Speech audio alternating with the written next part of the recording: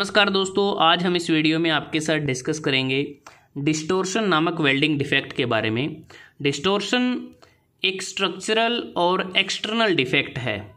नाम से ही पता चलता है कि डिस्टोर्शन की जो शेप हमें चाहिए वेल्डिंग करने के बाद वो शेप हमें नहीं मिलती। डिस्टोर्शन क्या है? Change in the intended shape and size of welded component और स्ट्रक्चर। मतलब कि वेल्डिंग करने के बाद जो शेप और साइज हमें चाहिए वेल्डिंग कंपोनेंट का या स्ट्रक्चर का, उसमें बदलाव आ जाता है। ये किस कारण से होता है? जब भी हम वेल्डिंग करते हैं तो उस दौरान क्या होता है कि जो मोल्टन मेटल होता है उसका अनइवन कॉन्ट्रैक्शन हो जाता है, श्रिंकेज हो जाता है।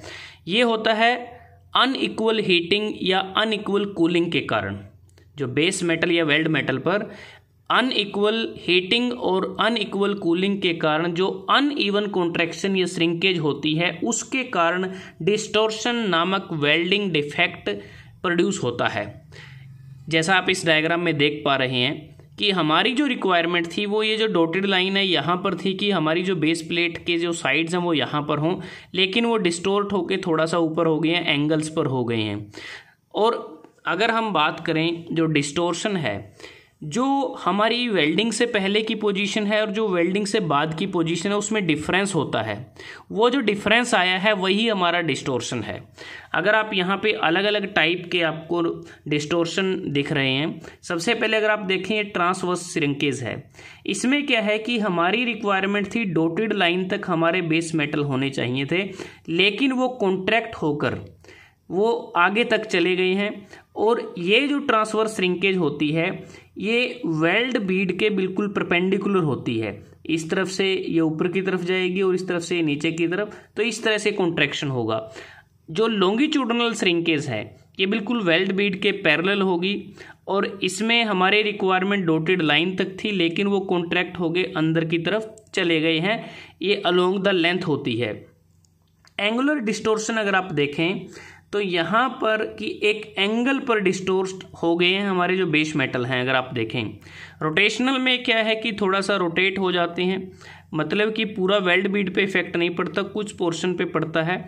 यहाँ पर कॉर्नर हमारे रिक्वायरमेंट के अनुसार हैं, लेकिन आगे जाएंगे तो देखेंगे कि यहाँ पर ये कॉन्ट्रैक्शन होने के कारण इसमें रोटेशनल डिस्टोर्शन आ गया है। उसके बाद ये है बेंडिंग। तो बेंडिंग में देखें हमारा जो बेस मेटल, दोनों बेस मेटल अगर आप देखें ये बेंट हो गए हैं और साथ में वेल्ड बीड भी बेंट हो गई है, तो ये भी एक डिस्टोर्शन हुआ। ये बकलिंग है, आपको नज़र आ रही है। तो इस प्रकार से अलग अलग टाइप के डिस्टोर्शन नामक वेल्डिंग डिफेक्ट हमारे वर्क पीसेस में आ सकते हैं। लेकिन इनके होने का क्या कारण है? बहुत से कारण हैं जिसके कारण डिस्टोर्शन होता है। सबसे पहला कारण है हाई कूलिंग रेट। दूसरा कारण है इलेक्ट्रोड का जो डायामीटर है वो स्मॉल हो। रेजिडुअल स्ट्रेसेस अगर मोल्टन मेटल के अंदर हैं तब भी ये डिफेक्ट आ सकता है।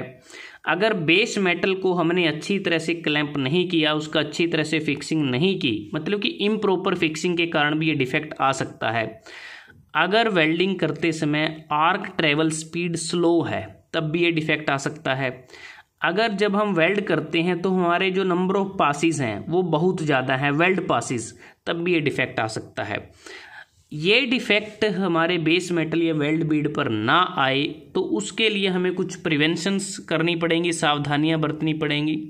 उसमें सबसे पहले है कि जो कूलिंग रेट है उसको हम कम करें, प्रॉपर इलेक्ट्रोड डायमीटर का यूज़ करें, जो रेजिडुअल स्ट्रेसेस होती हैं उसको कम करने की कोशिश की जाए, और बेस मेटल को क्लैंप करने के लिए जिग या फिक्सचर या क्लैंप्स का इस्तेमाल करें। प्रॉपर आर्क ट्रैवल स्पीड का इस्तेमाल किया जाए और वेल्डिंग करते समय कम से कम संभव, जितना संभव हो उसके वेल्ड पासिस हमें यूज़ करने चाहिए। और जो हम बात कर रहे हैं improper fixing of base metal, तो मतलब कि इसमें जो क्लैंपिंग होती है फिक्सचर की बहुत ही पुअर होती है, तो इसको दुरुस्त कर दिया जाए तो जो डिस्टोर्शन है बहुत ही कम आएगा। तो दोस्तों आज हमने इस वीडियो में आपके साथ डिस्कस किया डिस्टोर्शन नामक वेल्डिंग डिफेक्ट के बारे में, जो एक स्ट्रक्चरल और एक्सटर्नल डिफेक्ट है। ये क्या होता है, कितने टाइप का होता है, किस कारण से होता है और कैसे इसको होने से रोका जा सकता है। तो अगर आपको वीडियो अच्छा लगा आप इसको लाइक कर सकते हैं, शेयर कर सकते हैं अपने दोस्तों के साथ, स्टूडेंट्स के साथ, और जल्दी हाजिर होते हैं एक नए वीडियो के साथ। तब तक के लिए धन्यवाद। आपका दिन शुभ रहे।